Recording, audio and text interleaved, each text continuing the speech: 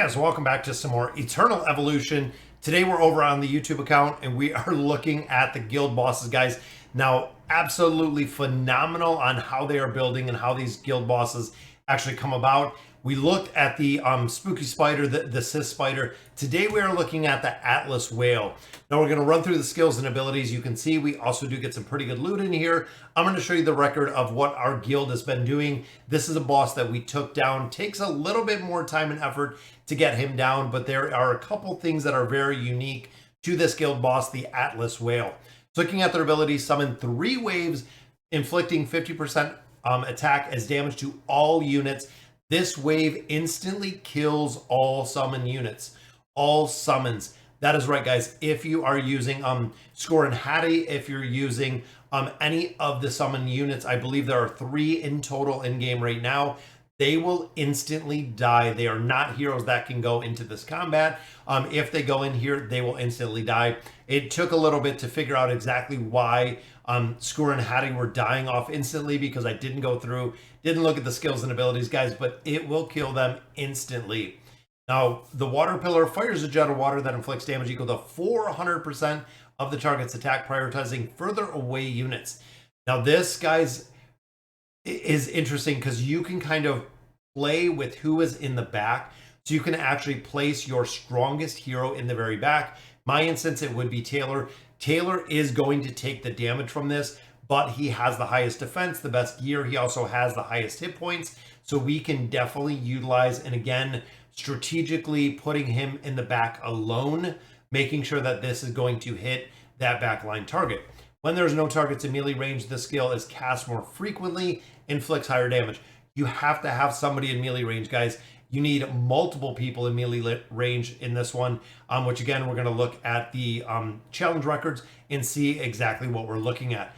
So here, the Deep Sea Shield. The whale gains 50 stacks of a shield for 8 seconds. While the shield is active, received damage is reduced by 80%. Every time the whale receives damage, it loses a stack of the shield. So that is identical to the Diza Caves that we see, guys. When they pop up the shield, this one has a couple more stacks, which means you're going to have lower damage, higher burst heroes, which of course there are a few like the Botmark that will do multiple hits, even if it's at a lower level, just to break the shield. If all stacks are broken during the duration of the effect, the Atlas whale becomes weakened. While weakened, damage received by the Atlas whale will increase with the number of time it is attacked. The faster the shield is broken, the longer the stun will last. That is right, guys. You want to break this shield ASAP because it is going to amplify the damage that you're going to be able to do on the Atlas whale. Then, of course, damage increase, just like we've seen before with the first boss with the spider. This is kind of the enrage mechanic that they put in here, that you can't farm it out every for the full, I believe it's 3 minutes, maybe even 4 minutes during the fight, but being able to, guys, you can't sit here and just farm this. He will get to the point where he's too strong and he overwhelms your team, actually crushing out your team, and you're not going to be able to kill him. Now, looking at the rewards, guys, again, we are farming these breakthrough cores. That is what we're looking for. Gene modules, we do get every single time that we fight these. So make sure that you are just saving those gene reward or the gene modules. That way you're utilizing them. We get a little bit of our mats, our enchantment mats, and then some diamonds. Looking at the challenge record, guys, and I'm going to look at some of the highest hits, like right here, Sargerox. You can see, guys, looking at our shield breakers. So this is specifically looking at heroes that have multiple attacks or have fast attacks. You have Omar in here. You have Crete, which is very, very strong, guys. You can see the damage rate down here. But looking at, and again, this is a hero that I kind of took for granted. I've started building up the Star Dragon now. I think it's Sorrenta.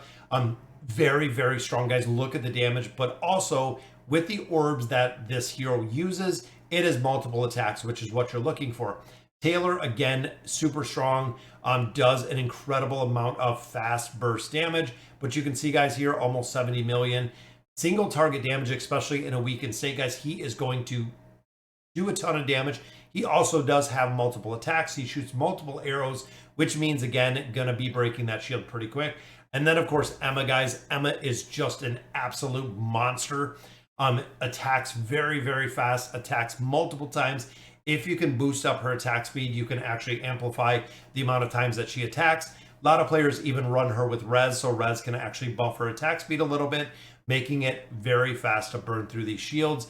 Overall, guys, a very, very strong team. You can see almost 260 million damage in there, which again is incredibly, incredibly tough, because when you look overall at the damage, I came in here and both of these bosses were already killed.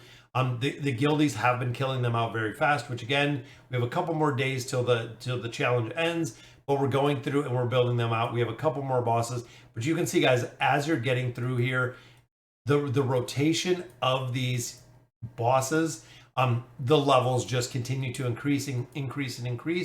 So when you get some challenge attempts, which you get, of course, 2 every 24 hours, there are going to be a lot of bosses in here to kill, guys. Even when your guild is very strong, again, there are going to be a lot of bosses to come in here and kill. Then, of course, guys, the hero of the week. I love how they did this, guys. Looking at the layout, first boss, of course, the AoE damage. We have Luke, we have Ravina right there. Very, very strong. Omar as well. And then looking at the Atlas wheel, we do have Sorrenta, and then we do have Omar as well. Again, 2 very strong heroes for that game mode if you have them built. They're getting an attack, an HP, and a defense buff of 30%, which is huge, guys. That is very, very big to see. Now, overall, guys, I know I talked about this in our last video, but just wanted to reiterate it out of the guild shop. These are what we're looking to buy. We are saving the Gene Breakthrough Cores. These are going to be the ones that are incredibly difficult to actually get past the +5 or the +10, depending on the heroes you build.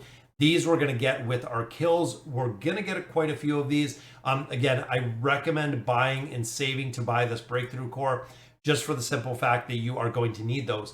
Now, with the mats for the actual enchantment mats, or the forge mats, these we do get in a couple different places. I wouldn't worry about those. Same with the Commander EXP, don't use it on there. Same with the Patrol Catalyst Core. No reason to get that, guys. We get a lot of different ones of these from the bosses themselves.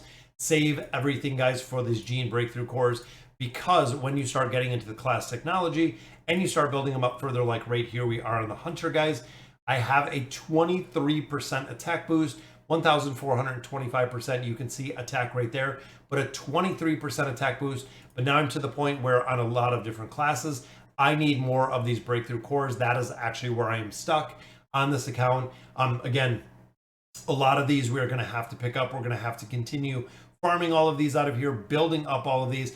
And when you look even like a Hunter spec, guys, look at the heroes that it affects in here. We have a huge lineup, just like the tanking spec. Guys, that is a lot of heroes that we have built up in here. It's pretty cool to see that it affects everybody. I love it.